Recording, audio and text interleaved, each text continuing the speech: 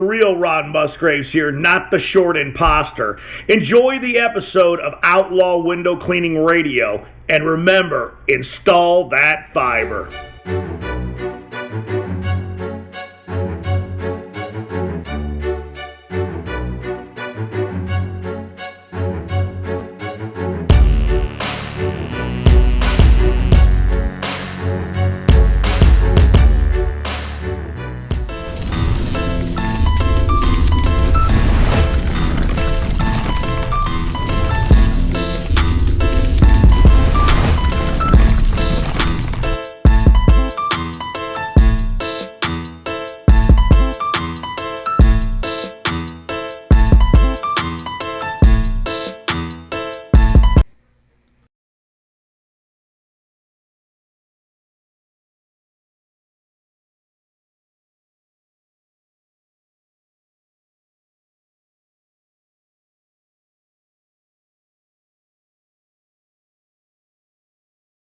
Good, man. How are Glad you guys invited me on the show.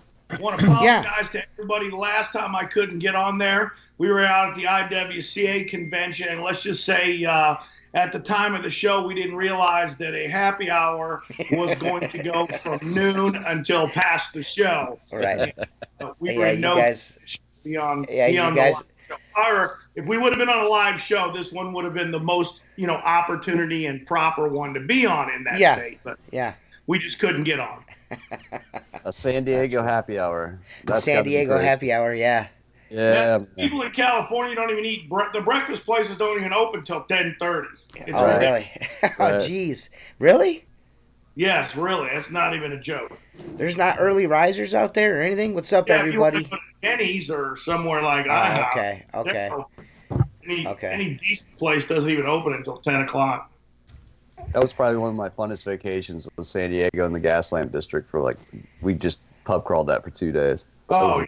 Amazing. And you can do 4 days. It's like Disneyland. Right. Well, yeah, for adults, definitely. Tequila, you can get Patron and Cabo Wabo there for $5 a shot. Yeah. It's $8 a shot here. And then, their flavored vodkas down there, though, are $8 a shot, which are $5 a shot here. So it's I'm a regular old Jose Cuervo guy. Call me crazy. Just I love that Cabo Wabo. Yeah, Cuervo Gold. I'm smooth on that. Just regular old hillbilly.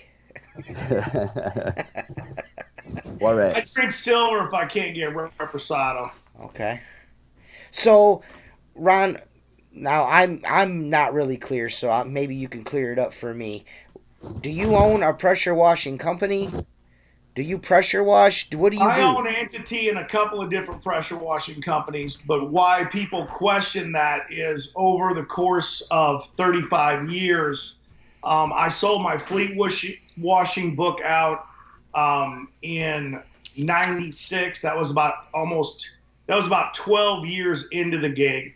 And I knew I didn't want to do fleet washing anymore because we had picked up doing what I do now. What I do best is sidewalk cleaning. And yes, I only clean sidewalks. For the last 25 years, nobody believed it. I think they believe it now because there's so many more guys out there just cleaning sidewalks. But I know back on the internet early on, 98, 99, 2001, nobody believed you could just make a living cleaning sidewalks. And I sold my book again, a different part of my business, my grocery store line business in 2004. And then I sold the big bulk of my retail in about 2009. I wasn't clearly out of that, though, until I had criteria that I had to meet with them on the sale. And I wasn't out of that quite until about 2010. But, and I have shares and entities in different cleaning businesses, some that you guys would be shocked that I have, shocked that I have any shares or anything in, but I'm not going to be sharing that information with you guys. That's cool. I understand. Are those businesses still existing? The ones you sold off? Yeah, they're all existing except the one. The funny one that I sold the grocery store to, I can tell you this one because they're out of business, was a company called Retail One. And they went public shortly after they bought me out. And what it was is these were some boys from Reno that started a cart washing business. And it's all documented. In '88, and this is going way back, they turned that cart washing business into about a $64 million business nationwide. They had Kroger, Walmart, all the big retailers. If you name the big retailer at that time, they had them. And what they did is they took Walmart's concept of central distribution, and instead of, you're probably old enough to remember, Mark, you used to see the cart guys out on the sidewalks in front of the grocery store, and you see the arcing. They'd be repairing the carts. Oh yeah. You know why you don't see that anymore? I see a guy at one of my Whole Foods, and he's got a great business. He pulls up with like a step van, like a UPS step van, and he repairs carts. And I thought that was very unique because I hadn't seen it in any of our larger grocery chains. You won't see it, but if you pull around back of the larger ones now, Retail One took that entire wash business, and what they've done now is they will actually take the bad unrepaired carts, the grocery store managers set them in the back, and if they pick up 25, they drop off 25, and now they just have a central distribution, and they don't do any of the repairing anymore at the locations. Wow, that's pretty cool. So they changed the industry in that way. Man, I didn't even, dude, that's just not to interrupt, but that is fucking wild. There's actually guys out there that at one point in time used to drive and do just repair grocery it's a hidden carts? Business. Yeah, it's a hidden business. Shit. That's wild. I would have never in a million years would have thought of that. Next time you're in a store, think about all the crap on wheels in that store. There is a lot of shit on wheels. Right, of course. You're talking about the bakery has all the racks, the deli has U-boats, all the racks. U-boats, all that other stuff. Anything on wheels, they took care of it. Yeah. No kidding. Man, you learn something new every day. I did not know that was an actual thing. They went out of business about 3 months after they bought me. It was the most beautiful sale that ever happened. Is that where the name Teflon Ron come from, or is that just a new revelation? Man, that was called Teflon Lucky Ron. You sell business, and 6 months later, you have it all back in your lap. Right. Well, wait a minute. Now, you had nothing to do with cart repair or cart washing? No, the grocery stores that I had engaged with here in Arizona, I had 20-year relationships, and they wanted their business, and they couldn't get it. Yeah. We were washing the carts at the time, and they wanted the wash business to get the repair business. Yeah. They knew what they were about to do, but they didn't have. So basically, they just bought the book just to get the clientele list. I mean, that's all they wanted. Yeah. So they didn't want to go do sidewalks and store and the frontage of the grocery store. They wanted some of the silliest stuff before they bought me out. They were my largest customer. I was doing more concrete work for them than any other single customer. Isn't it insane? Yeah, that is crazy. And then they bought me out, which it didn't even make any sense. So let me ask you this: if they went out of business 3 months later, did you have an agreement with them that you couldn't swoop back in and go get your sidewalks back? They were out of business. None of those agreements are even enforceable. They're not enforceable. They were out but you left there, sold them the book of business, which got them the contacts they wanted. It didn't pan out. What happened to the sidewalks in front of the grocery stores? They were dirty for several months until they finally reached back out to us, and we started. Okay, so you got back in. That's what I asked you. Yeah, as soon as we knew. Most of them called us up immediately and said, "Hey, Retail One's no longer doing any sidewalk or on-site cart repair." And what happened? They went public and private like 3 times after that for astronomical amounts of money. I mean, it was crazy. Yeah. The insignificance of what they bought my book for was just you're talking. It was nothing. Yeah. It was a comparison of you going to play blackjack with Michael Jordan, and he's betting millions, and you're betting $5. Yeah. Wow. So why does everyone think? So everyone wants to know, Ron, why doesn't anyone like you? Why does everyone give you the shits? I would argue that. I think my kids love me a lot. No, you know what I'm saying. We think you're cool. So I think you're. We're not on the inside. I Like, think Yeah. that the people that don't like me. Yeah, the people that dislike you. What's that? Why do people No, dislike I Ron think Musgraves? there's some people out there that are just misinformed at what I do because they're told bullshit by people that are very jealous of what I do. but what's it matter what you do? I guess. Why do they care? Well, Right. they think I'm perpetuating competitors. We're taking their business from them because I'm showing guys, strategies to make millions of dollars, especially the old guys, because the old guys, they started back with Uh-oh. fiber. Fiber. They don't want to change.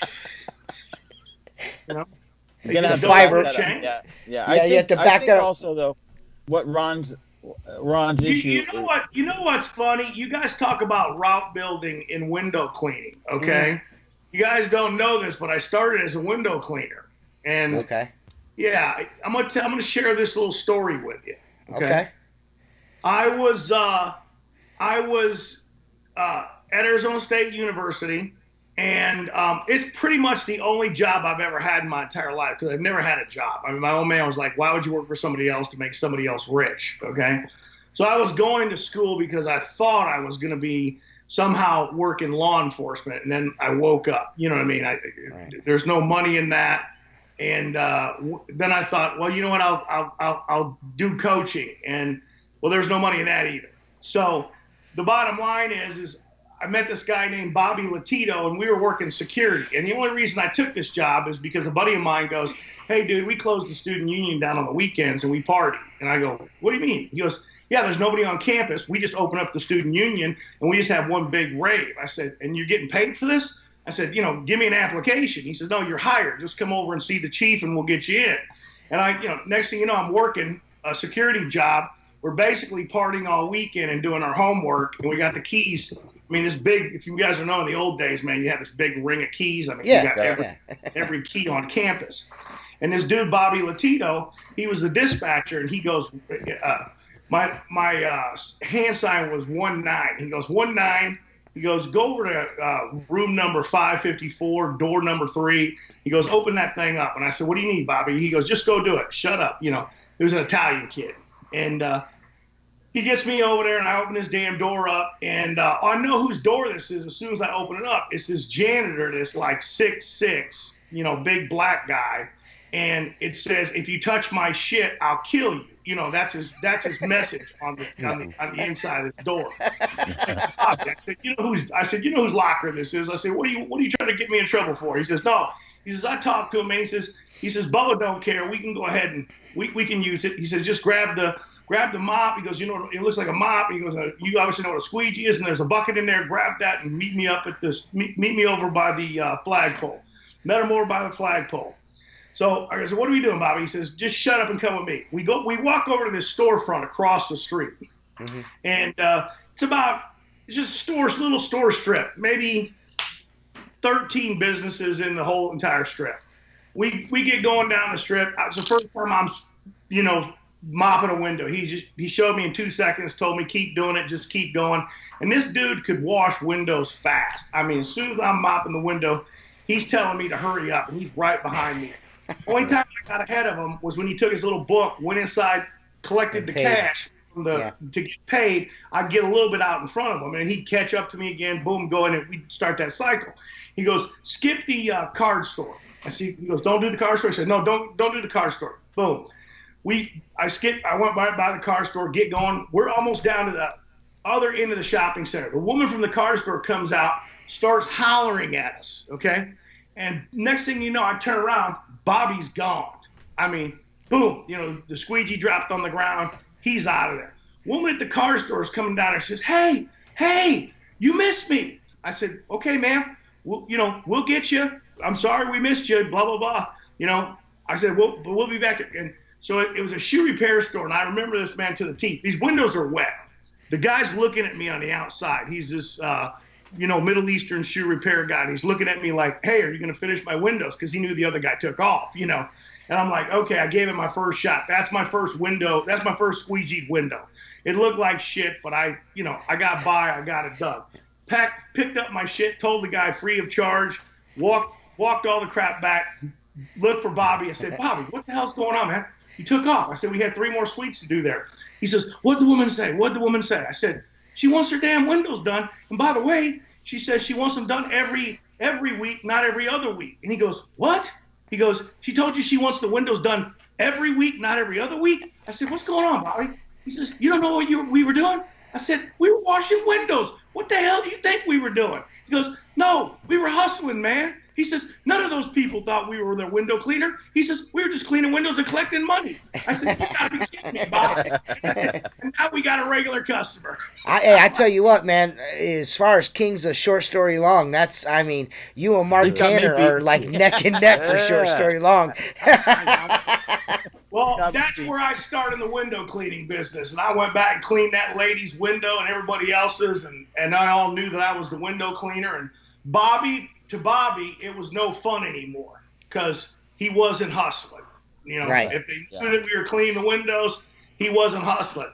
Well, all I know is in about 3 hours, I could put about 3 bills in my pocket. So right. I kept washing windows like a madman. So, Tim, do you have any questions for Ron? How about Mark? How about Mark? Do you have any questions? I know Mark does. I'm the king of questions here. Yeah. So I have several questions for you, Ron. So do you currently still do any window cleaning, or is that a thing of the past for you? It seems more like, my impression of you is more of a trainer, management, teaching the young guys. You're not humping a pressure cleaning gun and hose anymore. Are you asking me, you want me to go out and wash a window? Is that what you want me to do? No, I don't want you to do that. I'm asking if you still currently pressure wash or window. I clean my own windows, and I probably, with seeing that $99 window genie for 27 windows, I probably should call them next time. Yeah, let them come do it. It's a hell of a lot cheaper than I can. Purple fish. So 27. Now, how is the market over there where you are? And like where I am, I've made this public. I don't know how much of these podcasts you watch. We have a soft wash or pressure washing trailer on every intersection of every corner. And where I am, you've got guys spending $100,000 on a rig and cleaning sidewalks for 6, 7, 10 cents a square foot with 3 guys in the truck and four 24 horsepower machines across the back. Is it saturated where you are as well? No. No? He said no. Great answer, Ron. That was a short answer. No. And you guys have to understand something. All my competition, I go out, I'll meet them on jobs, I'll train them. You saw that Jeremiah kid. I've showed him multiple times how to get stains out. I've told him some secrets and some stuff. Obviously stuff that even stuff I don't share on the internet. These are my own competitors. The bottom line, I think, is once you learn that the relationship that you have with your clients are everything, no one's going to take your customers from you. And if they do, they weren't your customers. Right. I'm just a firm believer. I can't agree with you more on that. Once you get that deal done, for the most part, service and price point and all that shit, that should be your customer until they're done being. You know what I mean? Yeah. Unless you screw up. If you screw up, that's the way I feel about it too. I've had customers for decades, all these over a guys decade. that are afraid of their own shadows, and if you catch a guy, and maybe I won't piss you guys off, but if you catch a guy bitching about a guy did something for $99 and took the business from him. He's probably that guy. He's the guy that's lowering his shorts as well, because 9 times out of 10, if I wouldn't even know somebody beat me out of something for $99 because I'm not going to haggle with the customer about the price. It's just not going to happen. And I think that if we all learn this as service providers, that if you make a price and scientifically that price and it's going to create X amount of dollars for you, why would you want to go and change the price and make less money? Who in their right mind it has that kind of a mindset? Why would you, let me do that for 20% less so that this week my daughter can't take music camp because I'm not making enough money because I've already established music camp. That's rich camp. people. That's rich. We're That going to band camp. camp That's around rich here people later, shit. dog. Yeah. Listen. Well, My 12-year-old next year is going to a private music school, so you don't have to tell me about that. Oh, jeez, man. Sweet. Ryan Adam asks, Ron, what does Ron have in store to run the UAMCC further into the ground? What a dude. What a dick. Yeah. Ryan Adams asks, what does Ron have in store to run the UAMCC Ryan, further into the ground? I really address this to you so that you understand that, I want you, as soon as I resign, okay, which is going to be really soon, but no later than July 31st, I want you to be the first one, as a matter of fact, the first one to pay your dues in full on that day. There you go. So That's his drama personal about? challenge to you. Pay your dues in full the day he resigns, and then it's all gravy, baby. Are you running that now, or? Well, what is that? Yeah, what is that, man? Can you tell me what that is? What is that? I haven't been running that thing for years now. It wouldn't be so screwed up if I had been running it. Right. I fucking love you, Ron. He's like, it wouldn't nearly be as fucked up right now if I was still in charge. It'd still be the shit. You can talk anything about any of that debacle. I'll tell you honestly and openly now where all parties made their mistakes, even myself. Right. Well, I mean, we only see what goes on in the groups and stuff on like Facebook that. and stuff. Yeah, I was only raised raised to it when I seen it in the UAMCC group, and that one dude went live, and then another dude went live on, and it was, and then he split off, made his own group, and I can't remember what the guy's name is. It might have been Raymond or Raymond or. Ramon. Oh, it was like last year, wasn't it, Tim? You have to understand everybody, and they can't stand it, started with the UAMCC somehow. I'll even say this to piss him off. Thad even started at the UAMCC, okay? And that's the funny thing is the origin of all these things that our industry I got you, Dave. Has started at the UAMCC. What? Go ahead. Yeah, no. You're. What's okay? Joe is watching the podcast again. Hey guys, sorry to interrupt, but I got to say this. You crashed it. Now you're going to resign. I was behind the scene. Ron runs the show. Joe said he was behind the scenes with you. He knows you run the show. Yeah. Let's just you've already. Ron, are you currently running this YMCA thing or not? Yeah. Are you running the YMCA? No. We're window cleaners, dude. So we're savages, man. You know what I'm saying? We're savages. We, none of this shit. We go hard body karate here at OWC Radio. You know what I mean? So it's all gravy, baby. Did you get that? Yeah, stacking dimes. Oh, it's a mini. Oh man. He says, Joe says, Ron, be careful telling lies. There's people that are watching that know the truth. I don't watch a lot of videos. I don't do a lot of YouTube. I do more of it now since I became close with TJ and whatnot. But if y'all think the window cleaning industry has drama, it ain't got nothing on that pressure washing. No, yeah. Landscape is pretty bad too, though. If you ever get into that mix. Well, see, this is my thing. I think we should put up a wrestling match. Right. Teflon Ron against Dime Roll Joe. Right. I think it'd be great. Teflon Ron. Well, back in 1987, I wrestled the Iron Sheik. I was selling parking lot garages back in 87. I really just don't think that would be a fair match if there were 4 Joes against me. You know what I'm saying? I think you're a pretty big man, Ron, from what I see. Well, I am pretty large, and I mean, I'm not trying to make fun of Joe or anything, but you don't want to talk about small people that kind of way or anything. Leah did want to know, and any of the Rons could answer. Leah wanted to know what it was like in being the Cyndi Lauper video back in the 80s. Be in the Cyndi Lauper video? Yeah. Sometimes I look like Lou Albano, sometimes I don't. Sometimes I sell parking garages, sometimes I'm in music videos. I used to manage a wrestling team back in the day. Me and Bubba, it was a great show. This is the thing. I want to say this. There is an awful lot that people like to say about other people on the internet. You know what I mean? There's a lot of this back and forth, especially within our respective industries, window cleaning and pressure washing.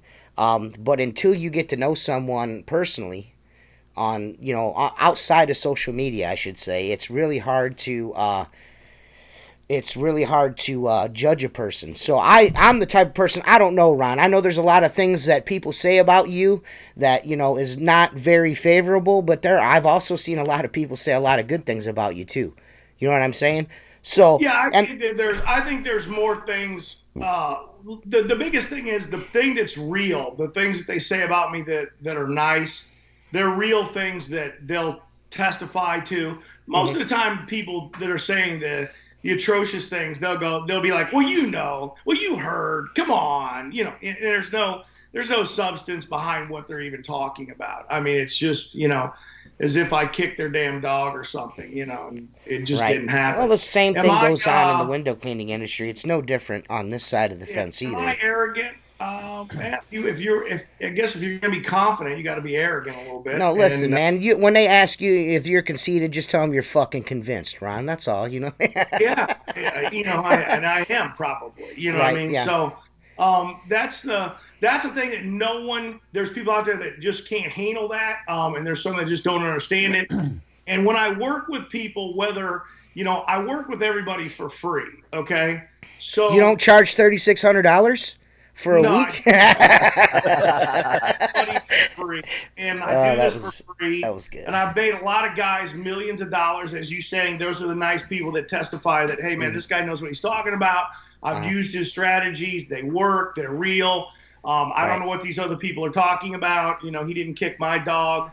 That kind of thing. Or they say, well, he's never screwed me. And, because it's always about you screwed somebody. But reality is, there's nothing. I don't charge anybody anything. I don't sell anybody anything. How in the heck am I going to screw anybody out of anything? It's like I don't get the money that the UMCC brings in. It's not my money. I mean, it's only cost me thousands of dollars to, help and assist the UMCC. These dummies don't even realize. What was your? Well, I mean, but what was your role? I mean, why? I mean, what did you have to do with the UAMCC? Were you like a founding member? Were you a founding father? Did you just come across this in your dealings? Thad Eckhoff they were going to shut it down. Thad Eckhoff of the big convention fame, correct? Yeah, he was going to shut it down. Carlos Gonzalez fired it up in like 2008 and made it a not-for-profit. And everything pretty much went to hell in a handbasket after Carlos ducked out. And Thad was, I think at the time, was vice president or something like that. And a guy named Mike DeSaro and John Orr was treasurer. And, they had about 8 people involved in the org after they had taken it over. So they really tanked it. And we had some issues with environmental in Houston where they were actually shutting contractors down. And you need a national not-for-profit, or those regulators just won't listen to you. They're not going to listen to a private citizen. They're not going to listen to a person. So Doug Rucker and I picked up the ball. We took it almost to 1,000 paid members. The 8,000 member free member thing is real. They all have a badge. I mean, they're all real people. They've signed up. The whole 9 yards. So the UMCC has a lot of buying power. But reality is, we took it over. We were running it from probably till about 13 till about 16, 17. Yeah, I ran the whole thing. I told everybody what to do. I did everything. And, at that point, I was done with it because So, what we would like to know is when you step down, when you step down to take your private, overseer puppet master role in the UAMCC, when was that? You're still presently on the board, correct? February, and then the director quit, and I had to step back in and retrain a director because we didn't want everything to go to shit. And basically, at that point, I kind of like. Damn, they're all here. tuned Yeah, in. ain't they though? So, All your whole squad's here, Ron. right. Your whole fan club's in the chat tonight. Joe's here. John Tornbone's here. Jamie Schmidt. I know he doesn't like you. He wants to know who you calling a dummy. Who you calling a dummy, Ralph? So where's Well, the those data guys list of every crack me past up. and present member added? Those Oh my God. ex-board of directors quit, I don't know what's going and on. they say But I'm gonna Ron's post running the this. show. Uh-huh. How weak-minded do you think somebody is sitting on a corporation as a director of the corporation and then saying that there's another person puppet mastering me? Well, I have a no. Ron has arm up my ass puppet mastering me. I mean, why would you want to tell anybody that or admit that? Right. John says that you are the UAMCC and it's lost its not-for-profit status. It's gone completely down the shitter, Trump, and some other dude said tromboner. We do have kind of an important question here, though. It says, Ron, they want to know what alcohol do you prefer when you're doing your late night drinking binges when you go on Facebook and attack people through IM on Facebook? You a tequila guy. Me, preferably, when I do that, I'm a vodka guy. See, I'm with Ron. I'm a tequila guy too. Yeah. So when I talk shit, I like to get drunk on tequila. But I gotta tell you something. Of all the times that they've convinced themselves that I'm drunk and coked out, there's no way I'm wasting my time on the internet or IM messaging and kill my buzz to message somebody. He's either I'm doing parking lot garages, I'm doing lines. It's crazy. Bro, if this guy's doing coke on the weekends, you don't have to worry. He won't be around long. You don't live long on coke. No, dude. The internet, I've been on coke for like 15 years. Woo! So, 8 balls and 8-story garages. That's what I do. That's the best guy. So, Ron, take us through the Ron Musgraves daily routine. What is Ron? I mean, you've taken over the podcast. You've talked a whole bunch. So tell us, what's a typical day for Ron Musgraves? Just hanging out, running the UAMCC on the low. Not to do anything, guys. I wake up at 11, eat a half dozen eggs. Yeah. Does anyone have any questions for Ron? Yeah. Right. Does anyone have a question for any of the Ron Musgraves? You know damn good and well they're going to have plenty of questions in there. Right. But I got a question. Go ahead. I want to see you guys do your best Ron Musgrave and wrestling manager. I already did it. I just did it. Mine's done. Okay. Each one of you. I want one from each of you. Yeah, I want to hear Ron's first. Yeah, Ron, you be Ron first. He's right. He's like, no, let's not. Come on. I don't even have a date yet, guys. Right. Dude, right. Ron, do you have my anything? first Listen. impression of you- Go ahead, My Mark. first impression of you when I saw you was WWE. Dude, you have the perfect persona. Yes, you would be an awesome appearance. Yeah. To be standing there. We're thinking like right. I'm thinking like a great. I'm thinking a great like Bobby the Brain Heenan. Guys, He would July be 24th, 25th. You will see it live. Brand new directors of the UAMCC in place. The election is starting soon. Stay tuned. There you go. Yeah, Ron. Yeah. Madison Square Garden, 1997. Teflon Ron Musgraves versus the Iron Sheik. Let me tell you something. 25 minutes into the match, my pants came off. Iron Sheik was getting ready to do the camel clutch. And let me tell you, you know what happened, Gilbert? What? I What had happened, Ron? 5,000 people staring and pointing at my rooster neck. I was immediately thrown from the building, and I bought my first pressure washer.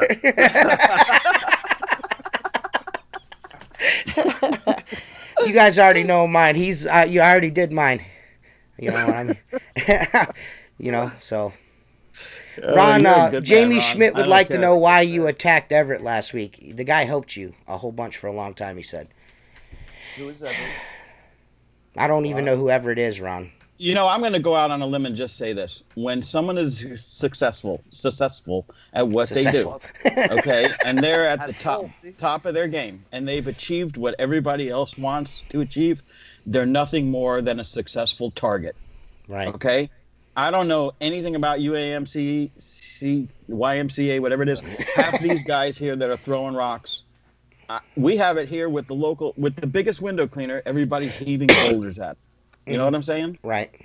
I mean, when Mike Tyson went to jail, right? When he went to jail, everybody's like, well, he doesn't have to worry. He can defend himself, right? It was quite the opposite. Everybody wanted a shot at the champ. Right. You know, and so. And I'm let's kind be of thinking honest. a lot Let's of that be comes honest. from that. On both sides of the fence, there are people that are dealing with people that are not very trustworthy people in a lot of people's eyes. So that could go either way. It's like pick your poison, or pick your story. You know what I'm saying? What more can you say about that? You know what I mean? I don't know. I wanted to have you on because you're Ron Musgraves. You're always on Facebook. We get a kick out of you. You know what I mean? Well, we think you're hilarious. A lot of dudes just don't like you. Ron Musgraves on here. Oh, yeah, they'll finally. Yeah, right. This is Ron Musgraves, the organization stealing, pressure washing dealing, 8-ball snorting, 8 parking story garage tall. Fucking, I do it all. I wash trash cans, parking lots. I got a new institute. It's the best thing ever. I got my alligator. I can hardly keep these alligators on the floor, rolling in the dough. Man, I don't even live in a garage or a barn. I live in a house. Save myself some time. And I got a pro. So Ron, you still have family involved in this industry, or is it you're just out helping others? Do you have children or siblings or anybody involved in the pressure washing? This is crazy. A guy named Greg Rensler. It's funny. Yes, Dave. I think he lives in Porter, Indiana now. I went into business with my sister in Hammond, Indiana, fleet washing in 1984-85. He actually just bought one of her old hot washers. She's done casinos there, and buses and trucks and steel mills, all kinds of stuff. That's back when we started washing cranes, and that was with my sister. So when you talk about having family in the business, yes. And now I carried on with my 25-year-old son. Mm-hmm. He started about 6.5-7 years ago now. He started because, he got out of high school and that's great. Realized that, hey, there's nowhere he's going to make. Where's he going to go to work? McDonald's? Jamie Schmidt would like. Hey, listen, Jamie Schmidt would like to know who's going to make money off the Buyers Club. Who's going to make money off I hope you're making the most money because Ron Musgraves needs paid, son. Go ahead. What's the Buyers Club? I have no fucking idea. What is the Buyers Club? And why are you going to profit from it? Club is a program that is going to allow contractors to buy direct from manufacturers. Oh, okay. Is that the Seth Byers involved in that at all? Yeah. There's 23 manufacturers right now so far. There'll be more once it launches. Chris kind of elaborated on that on the last podcast. That's where the kind of the future of the manufacturers are going. They're going to be direct buyer sales, anyway. Direct sales. So I mean, it's all going direct. It's not right. going to. Will we have our distributorships? Absolutely, for support, repairs, more like a convenience store type thing. So what's the big deal about the money? I mean, is the money going? Are you making money off of that too? Why are people mad about that? I make money off of everything. Well, I mean, if you're doing the work, wouldn't you make money? Does that make sense? Absolutely. I mean, you can't go to someone's house and not charge them $3,600. You know what I'm saying? What the fuck, dude? I just don't. You got to have some kickbacks. You need a water-fed pole or something. You mean you don't understand? You don't understand that they don't understand they could have made money too. That's what you're asking, Tim. I don't get where everybody's. I guess you're kind of doing this thing with the UA, whatever it is, and you're putting it together and introducing the IWCA, the PWNA, the C. So I'll do anybody that wants to work with me. But you're the one you're the one putting the work and effort. I guess I mean I don't see the problem with making money off a deal. I don't know I don't understand the whole concept of what's going on. But I mean that's their gripe. You know what I mean? I don't know. So I didn't watch Chris's podcast, but I could imagine he said that distributors are going to be a thing of the past one day. He's correct. Yeah. Okay. So with that said, the UAMCC's bulk of their money rely on distributors. So the distributors, as you guys know, have, I wouldn't say all of them, but a good portion of them have stopped supporting organizations. They've just stopped for whatever their reason is. Okay. We could debate that one until the cows come home. But they've stopped. So the next place to go and search for that is to where, you know, the economy's going. I mean, we don't have to be stupid to realize that Amazon is here in the ball game and Walmart was down here. Now these two companies, Walmart owns more assets now than they ever have in the last 5 years. And why is that? Because they're trying to become Amazon. Amazon's trying to become Walmart. If you've seen that, they're buying more retail locations. Walmart's doing more mailing locations and distribution because they're both trying to catch up to each other and seize a portion of the market that they don't have. And this in reality is, if you tell me out there that Walmart buying manufacturers up, they're not buying distributorships up. They're buying manufacturers up, so that and they're keying up the manufacturers to ship directly from the factory to the end users. Okay. You've seen Shark Tank. We all watch it. If the guy says, "How are you going to distribute the product yourself?" and the guy says, "I don't have anybody," what do they say? Their next word, "I'm out." Yep. Goodbye. You see, I'm just going to give you a general. Yeah, I'm going to give you a general overview here. There's, you know, everyone is really upset about you making money. Yeah, you're not allowed to make a lot. Joe says that you're using the UAMCC database that does not belong to you. It was your plan the whole time to use that database. Tanner, give me an evil, diabolical Ron Musgraves, please.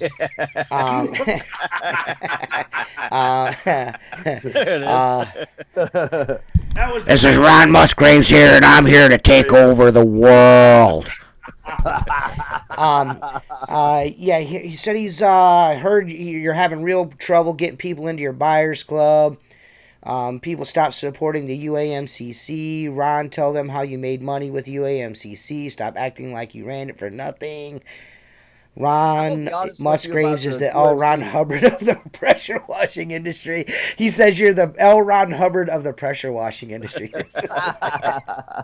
Wow, dude. Pressureology. Yeah. You know what? This is the thing. I think all this thing with the damn it. What is it? UAMCC is UAMCC. From when they had that blow up a year and a half ago, right after they had that convention in Orlando. It was 2 years ago. And it just blew up and went drama crazy. I mean, that was the problem, you know? Well, apparently there's been there's sad too, because that was the best convention and it was all volunteers. It cost the industry about $120,000. Everybody got fed. They came there for free. They got some of the best education that they ever got. And somebody decided that, you know, we shouldn't do this. That's really what it boiled down to. And it's really a shame because here's what we've created now. Now we can go to the PWNA, who is operated primarily by manufacturers and distributors.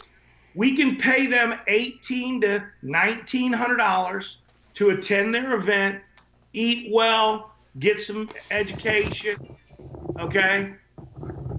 And we got to pay them to buy stuff. It just doesn't make any sense to me. Right. No sense. When you John Tornbone said that you threw Raymond Burke out of the industry, and that's why it went to shit. Once you got rid of him, that was it. Yeah, that's my understanding. Where I got my feet wet in this. I didn't throw anybody out of it. It's documented. Look at Ray's his own resignation. It's in writing. Lift your mic. Your mic's in your fucking shirt, and you can't hear what Ron's saying. Sorry about that. Fuck. So I'm gonna spin this 180, Ron. I want your opinion, or is Ron Musgraves involved in anything to do with soft washing? Well, I mean, if you're a pressure washer, you've been soft washing all your life. Are you? I used a dedicated pump, basically back in '84 to wash trucks. You used a soap pump, which was only 600 psi to wash the truck. I mean, you didn't blast trucks. I mean, you know what I mean? And we've gone on and did that same thing in the buildings. That's why you guys as window cleaners, you guys know Tucker poles. Those old Tucker poles were really the first water-fed poles. We used to run RO through those poles to scrub the trucks, you know. And everybody in the window cleaning industry 10 years ago or 15 years ago, maybe 12 years ago, thinks this water-fed pole and you know, pure water technologies like the next thing since sliced bread.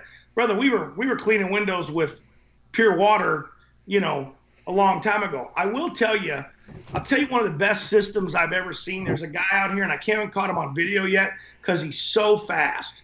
I go through this Starbucks, and he's washing this little storefront, and all he's got is a little dedicated pump. You can see his 200-gallon of pure water he filled up at his shop.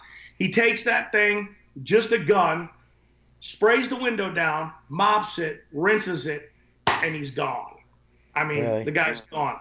And I mean, it is absolutely genius that this guy, I was wondering when people were going to do that, because I've been doing that for 30 years. You know what I mean? And I finally saw somebody do it here. He's been doing it for about a year. I just haven't been able to catch him on video because he's so damn quick. By the time I get my coffee in the line at Starbucks, he's already gone because he already cleaned the Verizon. He's out of there. Take some shit.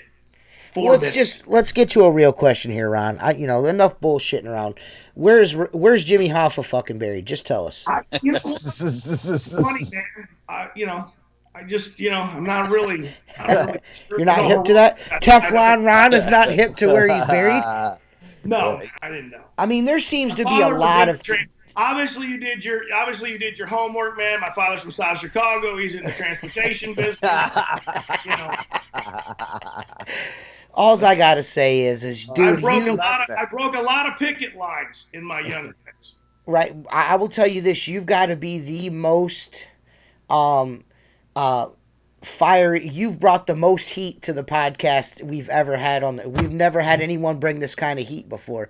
I mean, I've got dudes in here that two of them I ain't seen in months. And one of them I ain't never seen before just one right after another, man. Who shot JFK? I mean, you are the man, 50 grand. You got to tell us what's going on, Ron.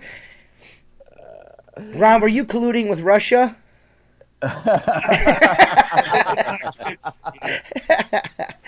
It seems like a lot of people really feel like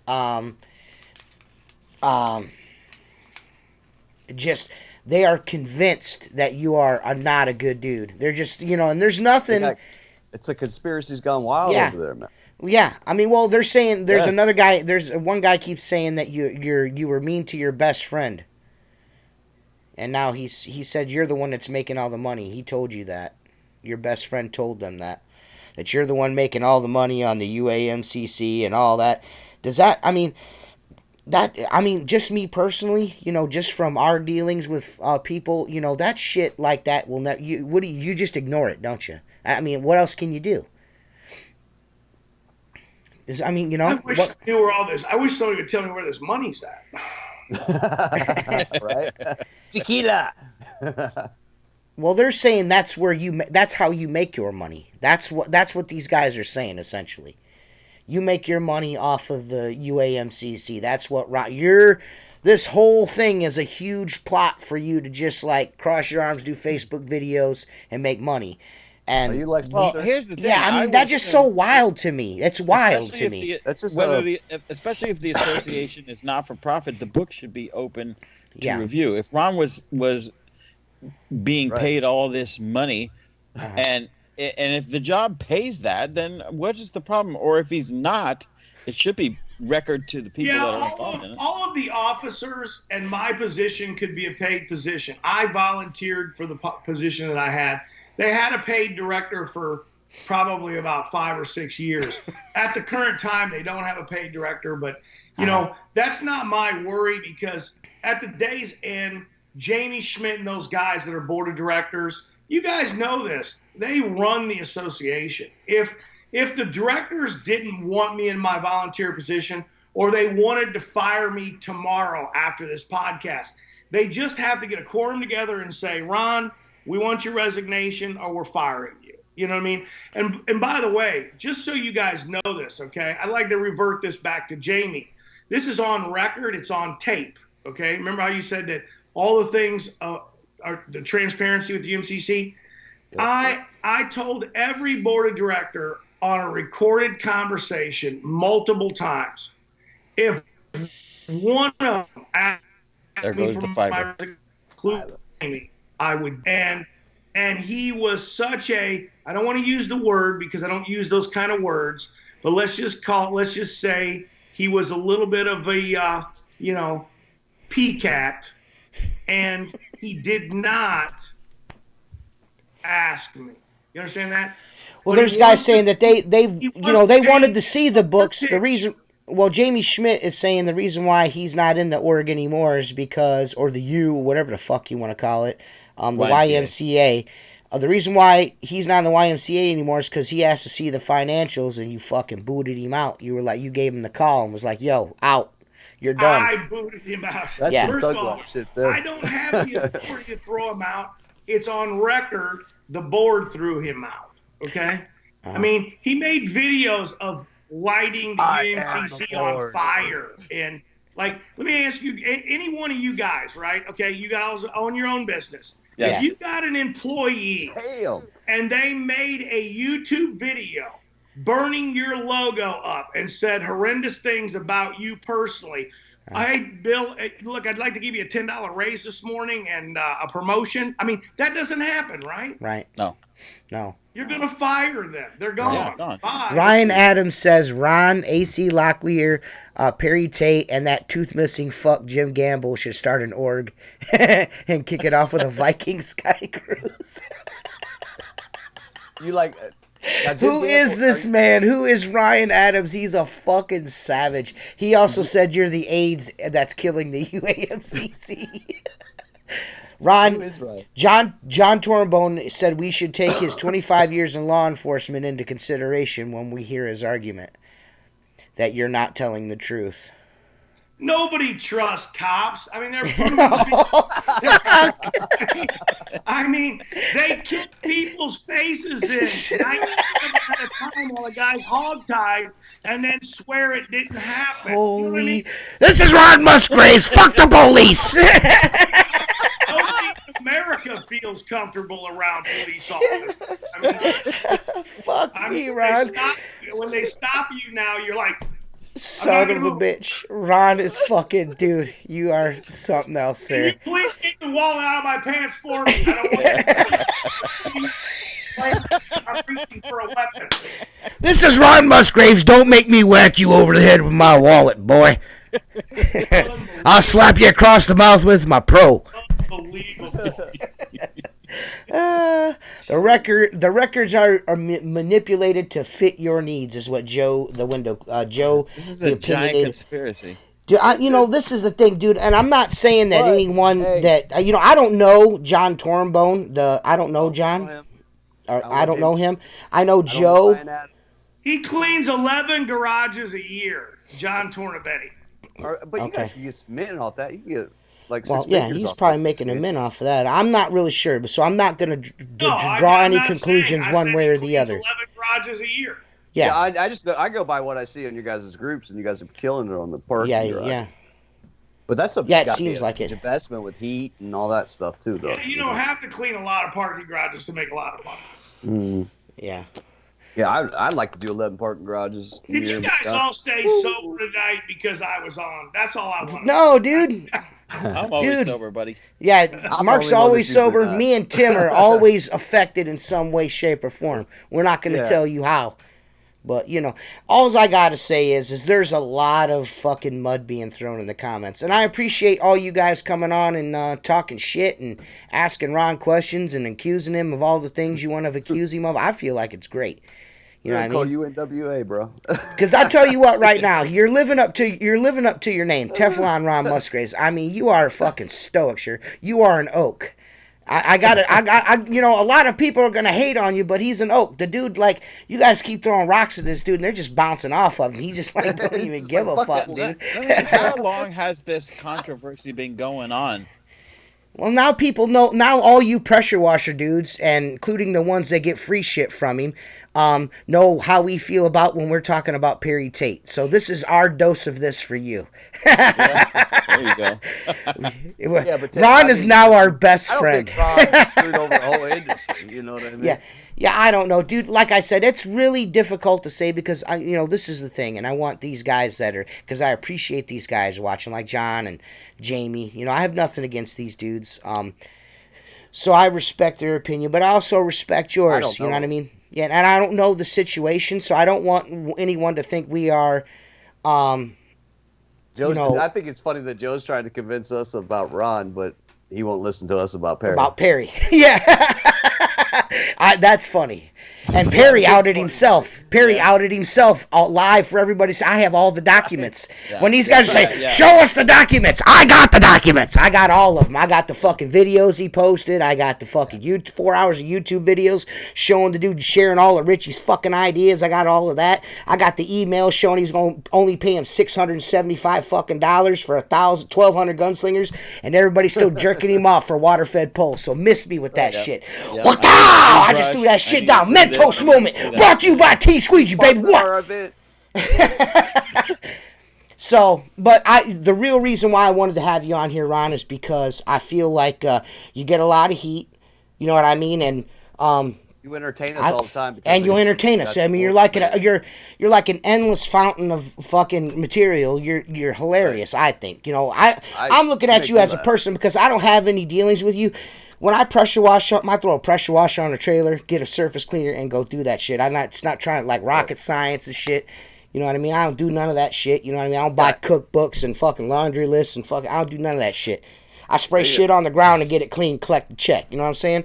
So. Well, when I try to teach people, you've heard them say that my seminars are like a circus. I mean, you've all heard me say that. Mm-hmm. Yet, even my haters, just like this podcast, show up. You know what I mean? Yeah. We had a seminar in Houston, biggest one we've ever had in Houston. There's like 150, 60 people came, and there were guys in that room that would say these heinous things, and they're sitting on the edge of their seat, writing and recording everything I'm saying, okay? Because they're going to run back and go try it, all right?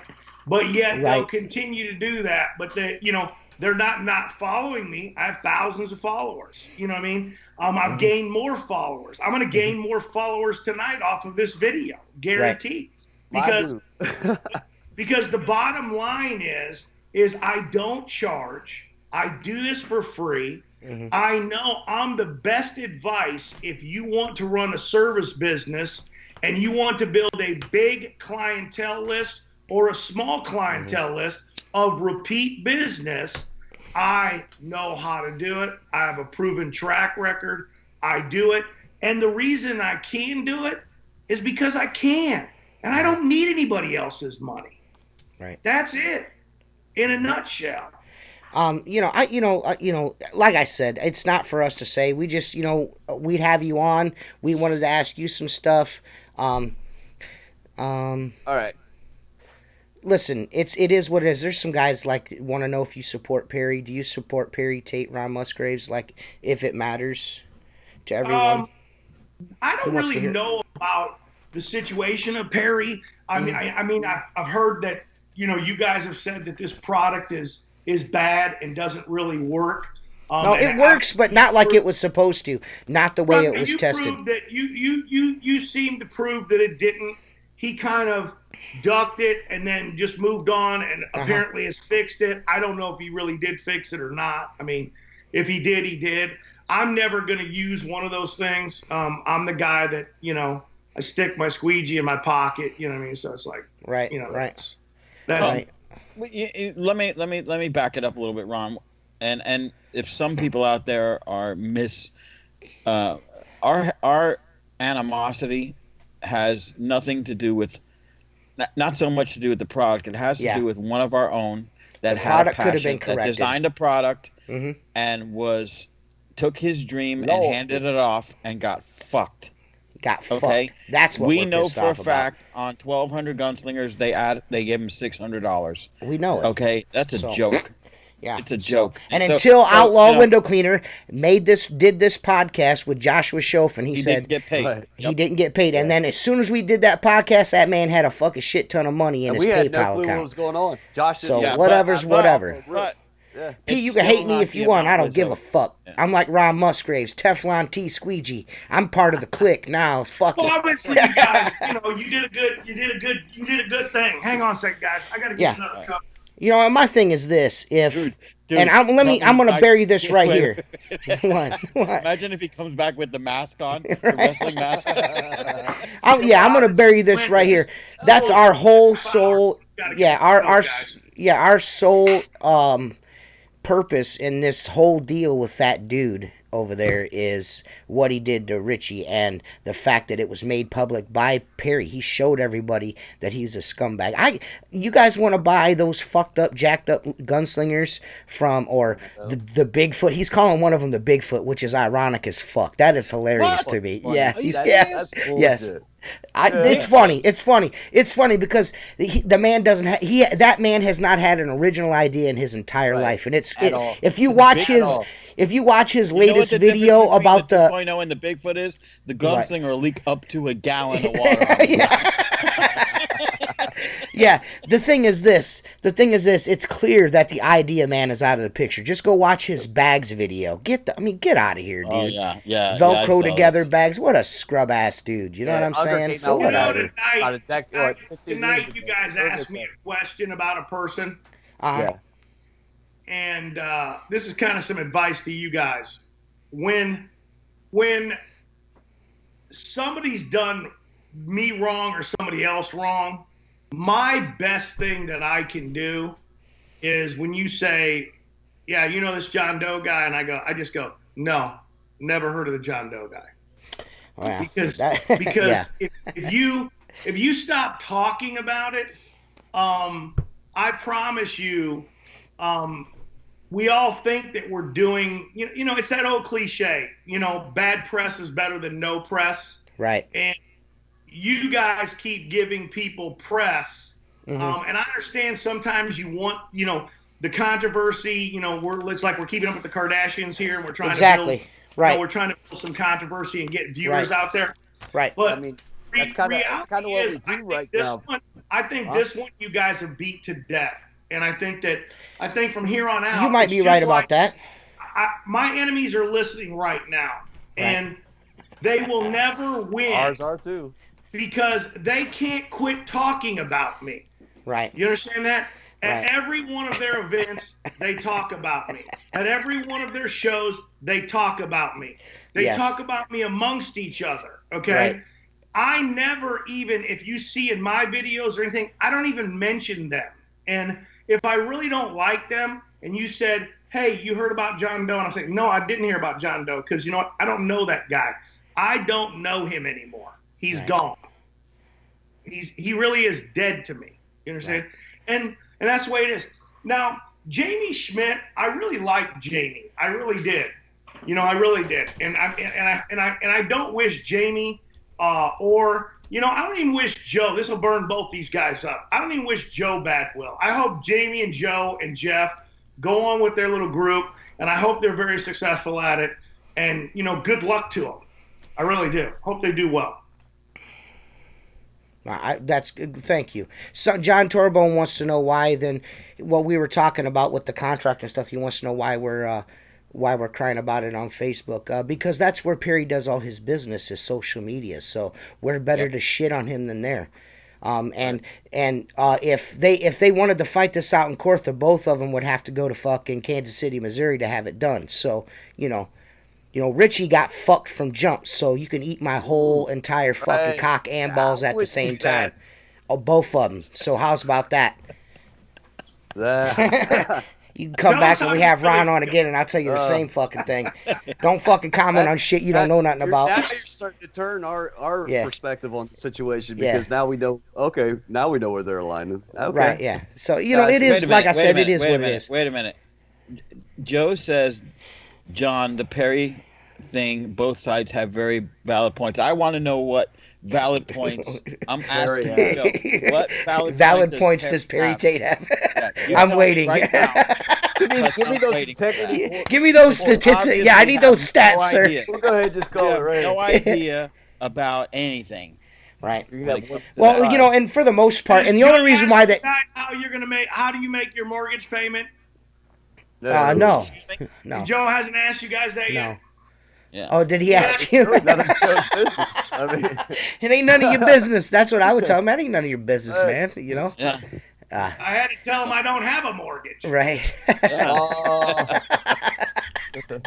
You mean the barn's already paid off? What do you mean?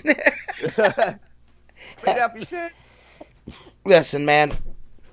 For the most part, until just now, we really haven't. I mean, we did beat it to death. We beat it down. Ron, let's back it up, Ron. And your advice is very sound. Very sound, and we take it to heart too. 100%.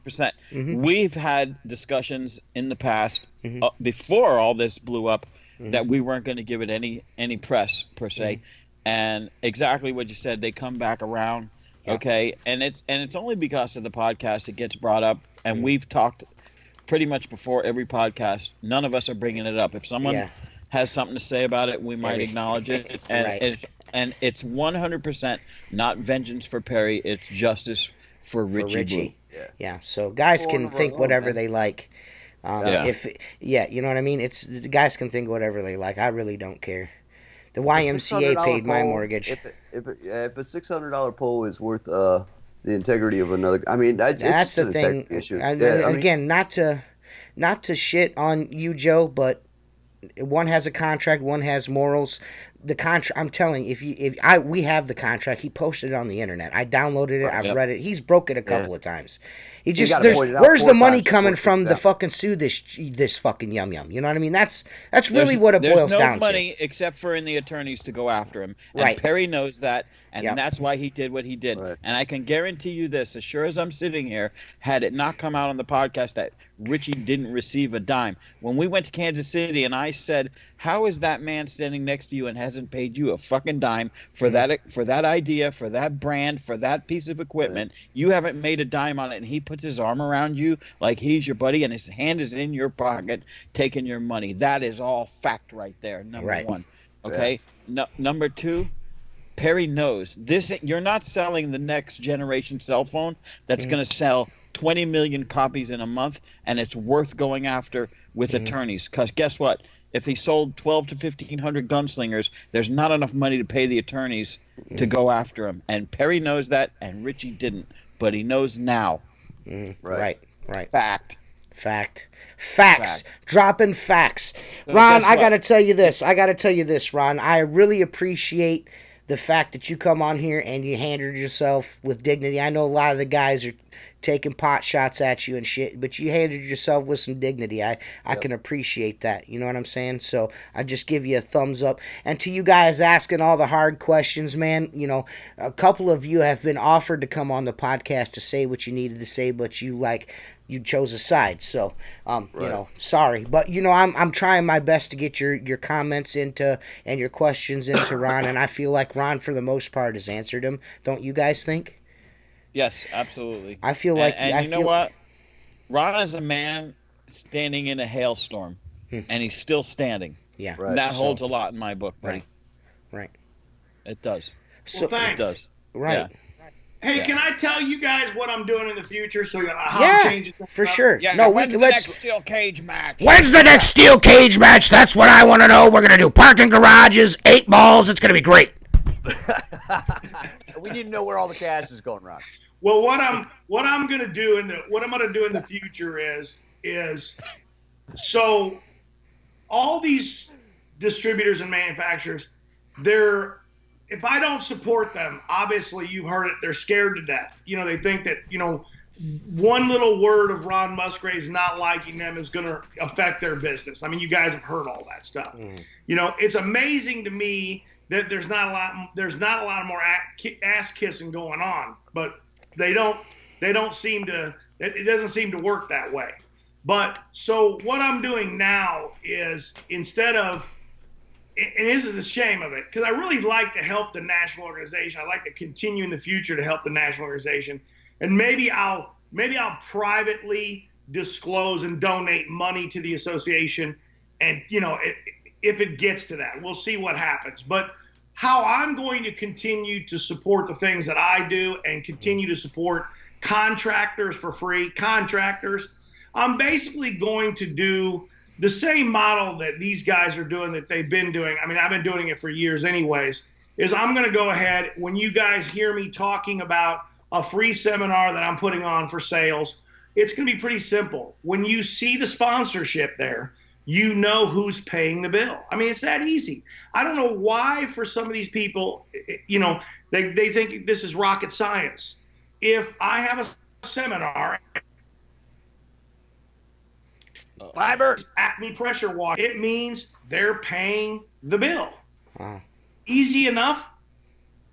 So if you have a seminar for an Acme pressure washing shows up, they're footing the bill for it. That's what you're saying? Basically, yeah. Yeah. I mean that doesn't sound off board to me. Correct. And I'll still be able to give contractors free great content. And not cost myself $4,000 out of my pocket to put on a seminar. I mean, is there any, like John Tornbone says here, it's never free no matter what Ron says. So this is what I'm asking. Is there any event or seminar that's put on in the pressure washing or window cleaning industry where a guy's not paying for something? Or, I mean, is there something that John Tornbone and Joe and Jamie are doing that's paying for hotel rooms, room and board, the whole 9 yards? Is that something? I'm assuming that's what these guys do, or no? John charges $500 a person, and usually has about 30 guys, so he makes quite a bit of money. I mean, people are. Well, I mean, Jamie and Joe, aren't they doing a free seminar? Or they've got paid classes in their seminar. See, that's why maybe that's where I don't understand what's going on. And they've got sponsorship, so they've got it both. They get you in with the free, charge you for the classes, plus get the free shit too on top of. Gotcha. Right. They give but you. then they're bitching. They're saying there's nothing free. They give you free shit to sell you the classes that are still mediocre. Well, I'm shit, just trying to figure out, like he's saying, ask Ron the golden question. Where does he make? I mean, he's asking you he wants us to ask you where you make your money. But I mean, you're telling us where he's making his money. So, I mean, no matter what he says, you guys are going to say he's making his money from the UAMCC. That's what you guys keep saying. So why do you want me to ask him that? Well, I'm just wondering what the fucking those financials are all public in tax compliance, UAMCC. All you got to run is UAMCC tax compliance. Google it; it'll show up. It tells you all the contributions, money that was paid out. It's all right there. You're not going to see my name on those documents. Right. I know plenty of guys. I'm certainly not going to. Go ahead. I'm not going to do something for. We're talking about the UMCC's entire budget this year is probably less than $100,000. There isn't any money. You know what I mean?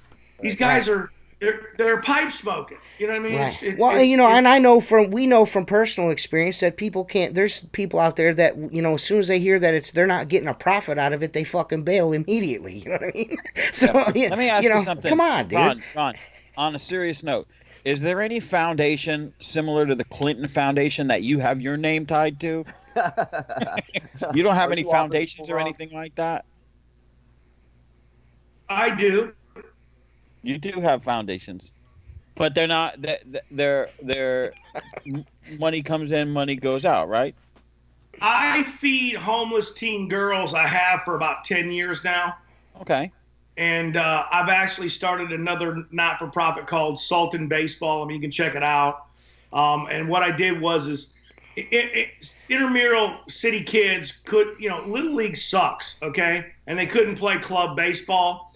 So I started a thing where these underprivileged kids play club baseball. And I'll tell you what, I ran with it for a lot of years and when it was in its infancy. And man, we had a lot of fun because when you clear the benches with these kind of kids, I mean, it's awesome. You know what I mean? These kids know what to do when they clear the bench. That's cool. Yeah, Jamie said the first show was free, not the. I mean, they're not Their out first, there saying, okay. yeah. Well, So I'm that not. makes sense. Yeah. Listen, I ain't hating on nobody. I'm just trying to figure out how it's. Figure it out. Yeah, we're just trying to figure out because we're not into this. John says not true. You lost the not-for-profit status. This is how Ron was able to make money from the organization. When did that happen? You can't lose money. You can't lose the not-for-profit status and make money. Officers, for like Jamie, if the status was lost, he's going to be responsible for tax debt. I mean, he's going to be liable for it as an officer. You can't lose the tax status and make money. You would have to go back then and pay past tax liability. That's not a strategy of making money. I mean, these people are just sometimes, it's mind-boggling to me how stupid they are. I mean, fucking this motherfucker right here, sharper than bear claws and slicker than you shit, boy. Woo! I love you, Ron. It's insane. It's insane. That's great. Guys. Listen, I'm not saying this industry is bountiful. I mean, I'm not saying that these guys. I'm not saying you guys are wrong or right. I'm not saying he's wrong or right. All I'm saying is we're learning here, and Ron's got a counterpoint for every argument you guys got. You know what I mean? So it's kind of everything that goes back and forth. John says John said you'd be a great politician, which I think you would be too. I mean, I'd vote for you in 2020. There we go. Hey, make pressure washing great again. Yeah. No, so is the tax status? There's no running for any political positions in this industry for me. I'm completely going off on my little private little thing. And I mean, I don't have many more years left in me as far as doing this type of thing anyway. Right. I mean, I really don't. I mean, I'm going to be really honest with you guys.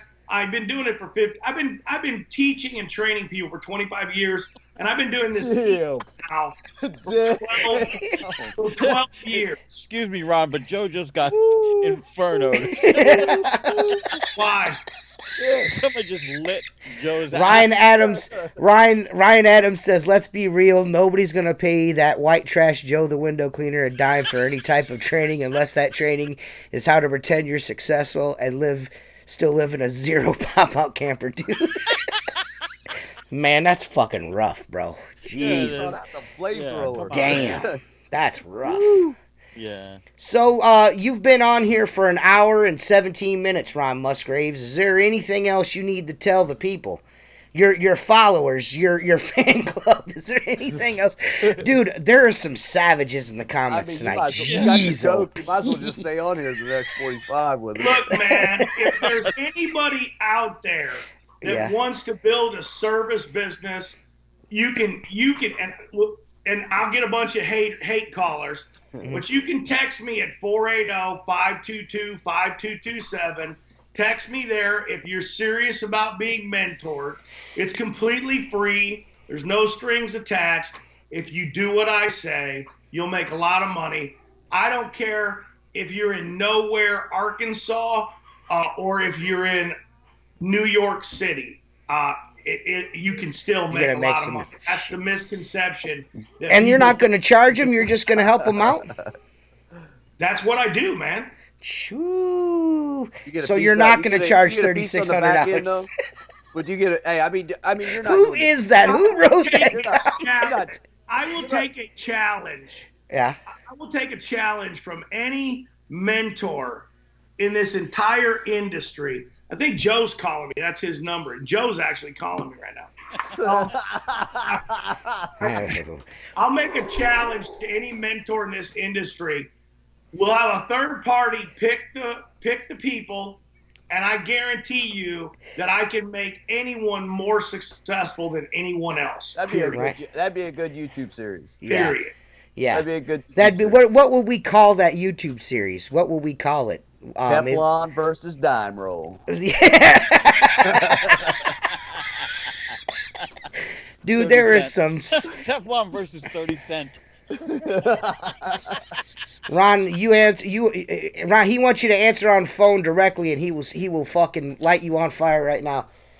John Torrenbone just shit his pants laughing at what you just said, Ron. He like literally shit his pants.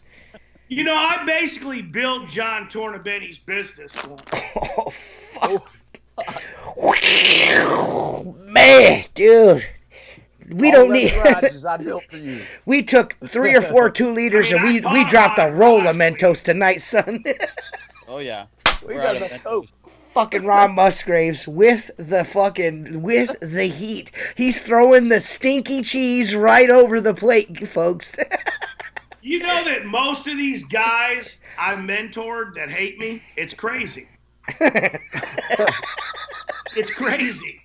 He's like, most of these dudes that I built their houses for him are mad at me now. Techniques, and then they try to go out and sell them for $79 a class, which cracks me up. Dude, yeah. Cracks me up. All you guys got to do is tune into my YouTube channel and listen. You know what I mean? They can save the $79. Fucking out of control, bro. Out of control. Ron Musgraves is fucking just, I mean, dude, you are everything. I like all the guys that are on here, man. I do. I like all these list. dudes. I like, but Ron Right. is out of control. Wow. It's entertaining, man. You gotta Joe be on my says- side of it. Joe said you apparently signed the Declaration of Independence too, which I believe you may be a time traveler, sir. Well, I don't know. that's Wow, Ron. the founding father. Ron, I gotta tell you, man, that was fucking fire. That dude just like took the Infinity Gauntlet and just laid it at y'all's feet like, what, bitch? Just call me Thanos. Call me Thanos. All the guys you supposedly helped hate you. Let's dissect that. What do you want to dissect? I don't think there's anything to dissect, really. I mean, maybe for whatever reason, I don't know. There's a lot of people that used to like me but don't like me anymore too. You know what I'm saying? They try to act like they like me, but they really don't. Right. I think that there's a good possibilities. Pressure washing San Antonio. There's a good possibility that Ron did write the Declaration of Independence. Is that true, Ron? Are you also the puppet master behind the United States government, and was there Russian collusion? Answer the fucking question. So, I got a question. Time out. Question. Go ahead. I gotta cut in here for a second. I need 3 of you. I need 15-second clips each. One of you introducing the next stripper at the dance club. Ron, Right. you're first. Bambi on stage 1. It's Trixie. Wait. It's Trixie on stage 3. We're gonna wash her down real quick, and we're gonna do coke off of her boobs and her ass. It's gonna be great. And I'm gonna make a bunch of money, but don't tell nobody.